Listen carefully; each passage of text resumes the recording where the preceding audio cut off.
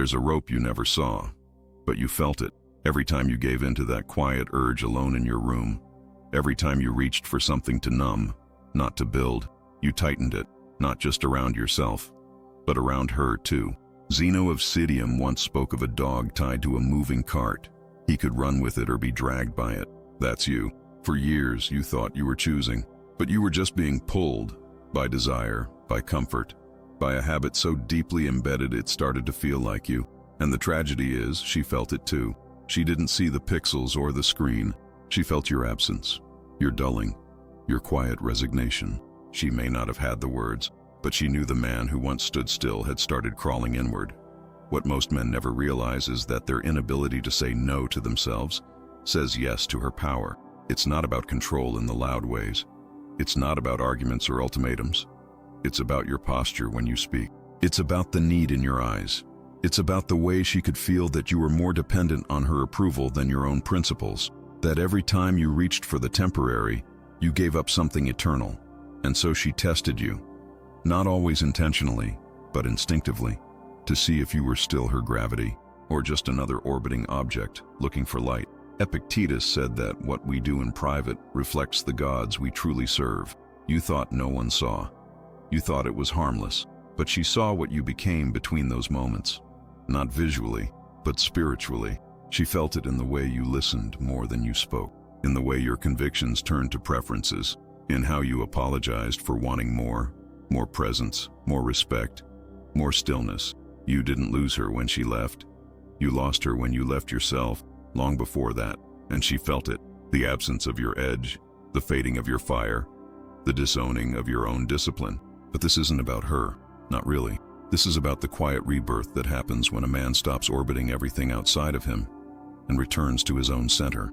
That's where Stoicism begins, not with charm, not with tactics, not with trying to reclaim attraction, but with the refusal to be moved by every whim, with the courage to hold tension, with the audacity to choose restraint, not because you're punishing yourself, but because you remember your weight. You remember that silence doesn't mean emptiness. It means presence. It means power. It means, I own me again.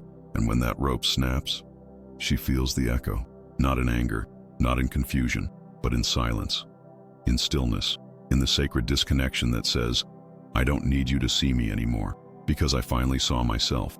Let her feel it, not through words, but through the peace that no longer bends.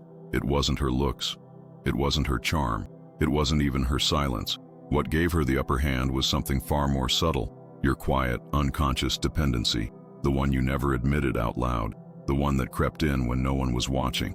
Every time you reached for that fleeting pleasure, every time you needed her smile to feel valuable, every time you softened your truth just to keep the peace, you were feeding something, not love, not connection, but imbalance.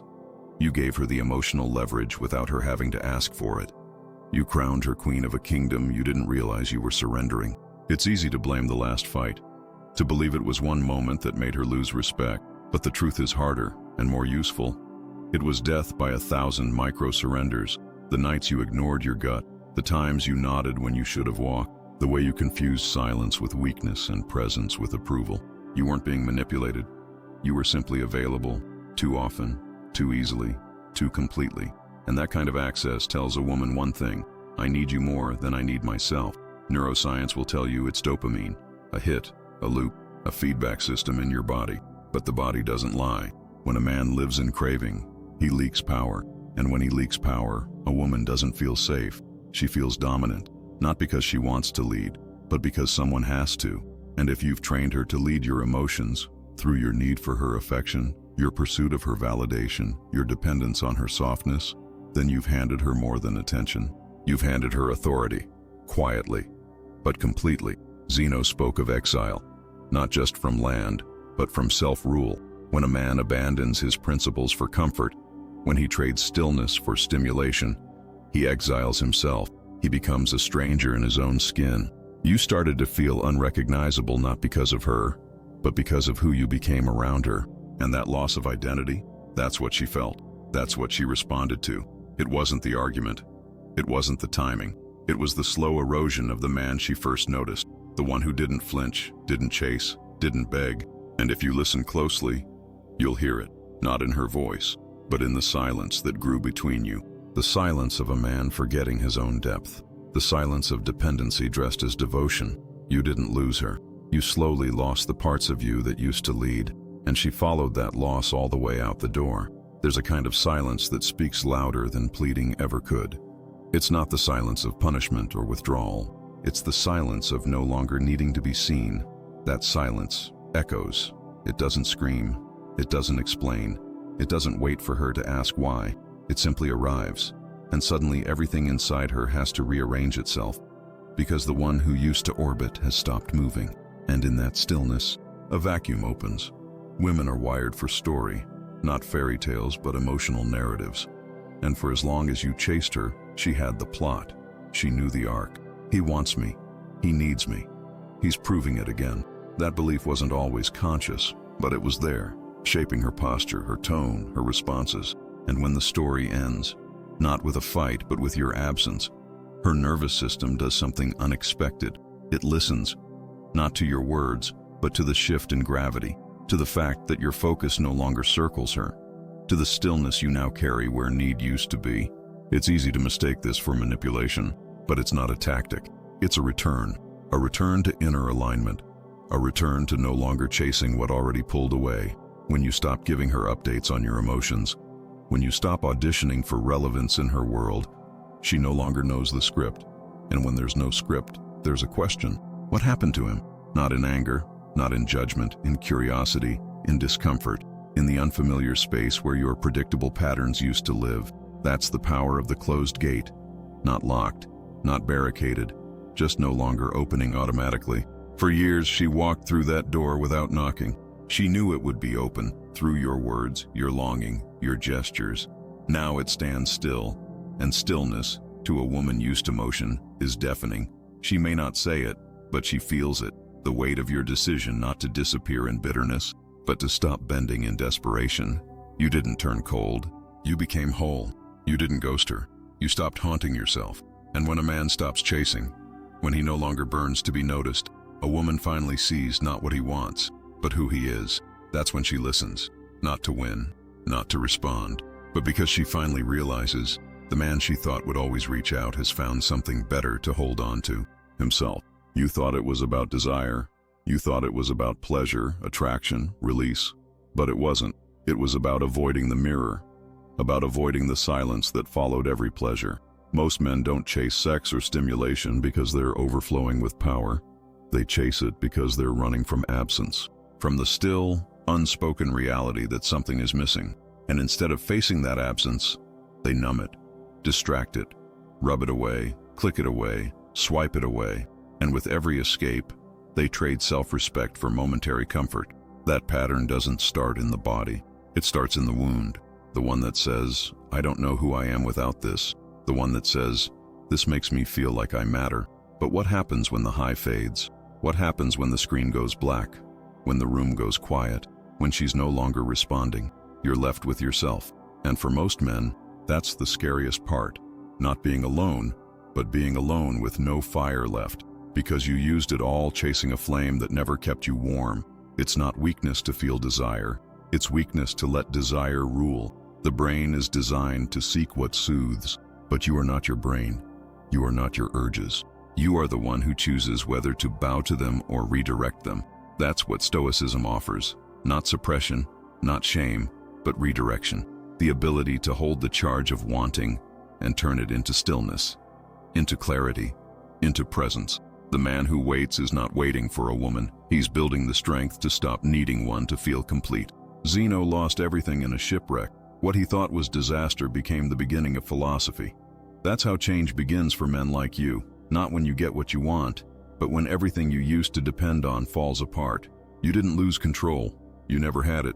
What you had was routine dressed as identity. What you had was ritual dressed as love. And when the ritual is broken, you're left with nothing but the truth. And the truth is, you weren't addicted to pleasure. You were terrified of your own quiet. But in that quiet is the beginning of everything. That's where self-respect returns.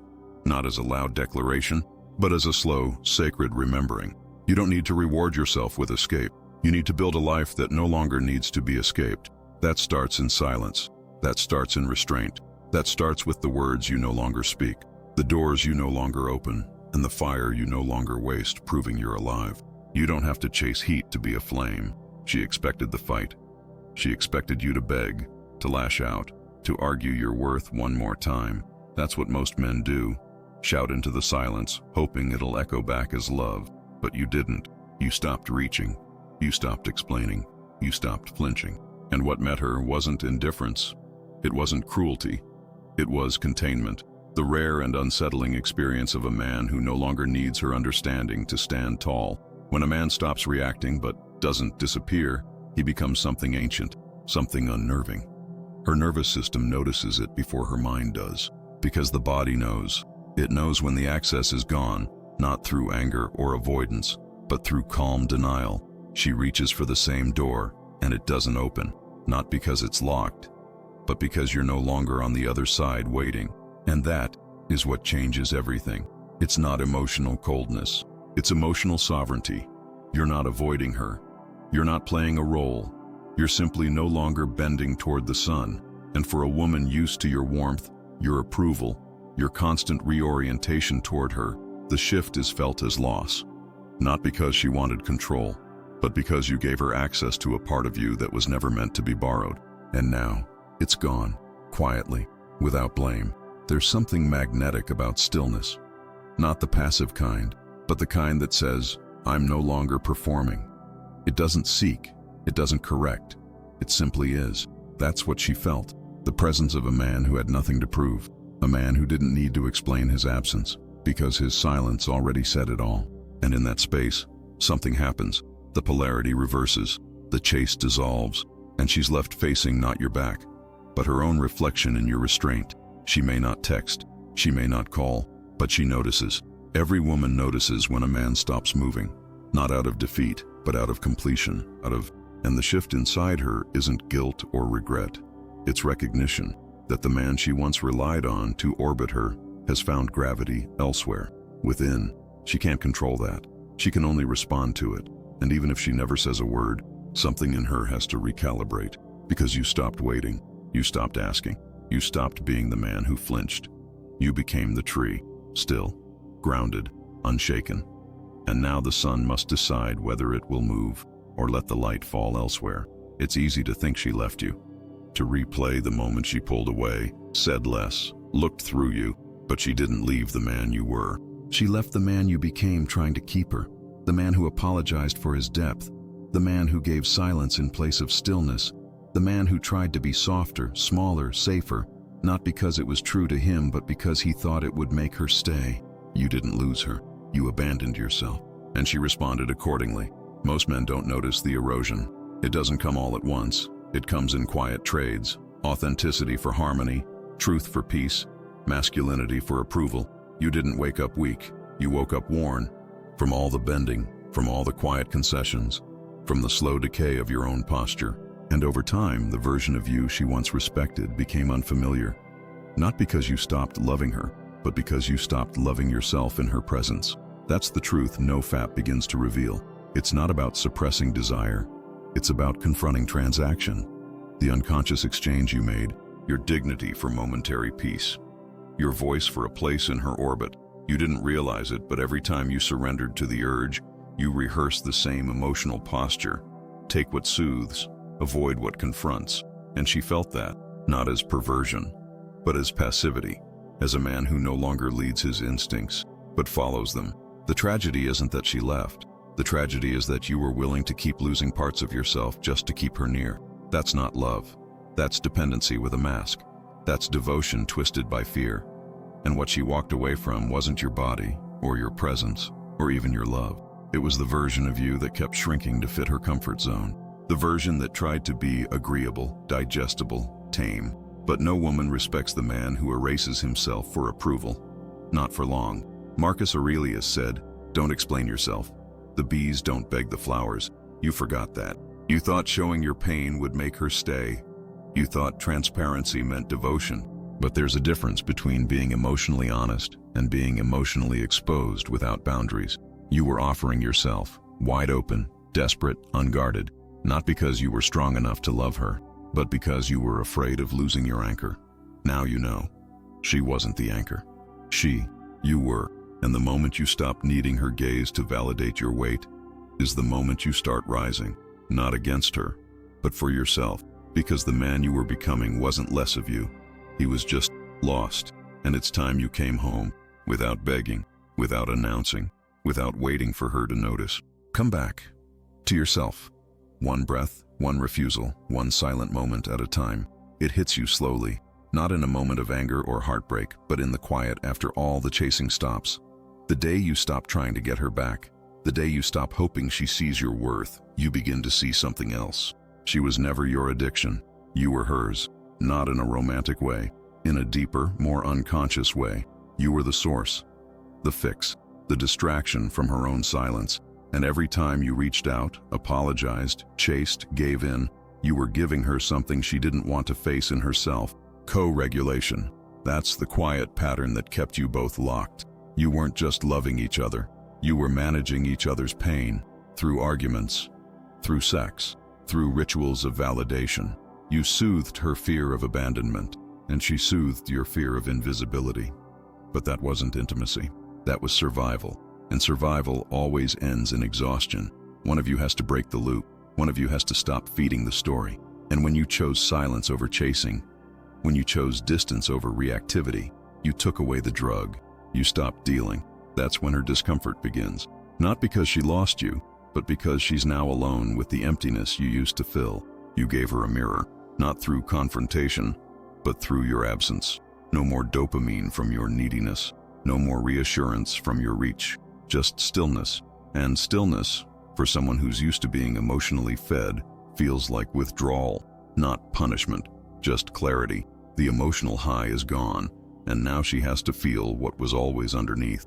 Zeno spoke of harmony, not with the world, but within. A man at odds with himself cannot lead anyone. He cannot build a home, a bond, a future, because he's always looking for balance outside. But when you break the cycle, when you stop being the emotional supplier, you come back into alignment. You no longer need to soothe her storms to feel steady. You no longer need to be the source of her calm to find your own. You become your own center. And in that, something sacred happens. You stop negotiating your worth. You stop bleeding for validation. You stop trying to fix a dynamic that was never built on truth. She was never your savior, and you were never hers. You were just two people trading presence for safety. But now, you're not trading anymore.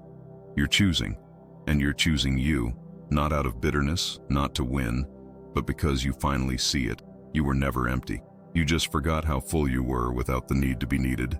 If somewhere inside you, you're still hoping she notices, hoping she texts, hoping she circles back, then the transformation isn't complete, because real change doesn't wait to be seen. It doesn't depend on reaction. It doesn't bend for applause. The moment you stop needing her response, her attention, her recognition, that's when you're finally free, not from her, but from the part of you that used her gaze to measure your value. Let that truth sink in. If your growth is designed to bring her back, it's not growth. It's a tactic, and tactics don't heal. They manipulate. You don't need to become harder, colder, more attractive. You need to become quiet enough to hear yourself again, to hold your own gaze, to walk without rehearsing how it might look to her. That's emotional detachment, not the absence of care, but the refusal to be defined by what no longer chooses you. There's a man I knew. He stopped using porn, stopped chasing, stopped explaining. He started walking alone at dusk. No phone, no playlists, just the sound of his own breathing. He didn't do it to recover his relationship. He did it to recover himself. And weeks later, the messages started coming in, from her, from the past, from the echo of his former orbit. He never answered, not because he was angry, but because he was anchored. He no longer needed to be acknowledged. He had become sovereign. That's the measure. Not who comes back, but who you no longer need to chase. Not the texts you receive, but the ones you no longer write. The calm in your chest when you see her name and feel nothing that demands action. No story, no desire, just stillness. That's not numbness. That's healing. Because healing isn't forgetting. It's remembering who you were before you made her your gravity. You've been told that change means winning her back. But real transformation is quieter. It's not about changing her mind. It's about outgrowing the need for it. You don't need her to return. You need to return to the man who doesn't wait anymore. not because he's given up, but because he's arrived. And when you arrive at that silence, at that stillness, you'll know you didn't just survive. You became something she can no longer touch, because you no longer hand yourself over. You stay in yourself, and that's what makes you unshakable. You are always moving, always adjusting, always bending toward the noise, the need, the longing. But now, something has changed. Not in the world, in you. You've stopped rolling. You've stopped trying to fit into someone else's rhythm. You've become still, not passive, but rooted. Zeno spoke of virtue as stability, a man who moves only when it aligns with his deepest principle, not when someone tugs on his attention, not when someone threatens to walk, but only when it's time. That's who you're becoming. She feels it, even if she doesn't speak it. The stillness, the center, the absence of emotional gravity pulling you toward her. You no longer orbit. You no longer explain. You no longer need to. Because now the silence speaks for you. The silence says, I know who I am. The silence says, I'm done chasing what forgets my worth. And in that quiet, something rare happens, not just inside her, but inside you. Peace, not from getting her back, but from no longer needing to. Seneca once wrote, we suffer more in imagination than in reality. What tormented you wasn't loneliness. It was the imagined weight of not being desired. But now you know, it was never desire that made you a man. It was dignity. It was stillness. It was the ability to stand in your life, alone, and not tremble. You're not trying to be cold. You're not trying to be indifferent. You're just not trying anymore. And there's nothing more powerful than a man who no longer moves just to be seen. This change was never about her. It was about what finally stopped happening inside you. The constant checking, the late night reaching, the need to be remembered, all of it, gone. And what's left isn't emptiness. It's weight, solid, grounded, unshaken. You've become the mountain, and the mountain doesn't chase the wind. The wind adjusts. The wind learns to go around it. That's who you are now.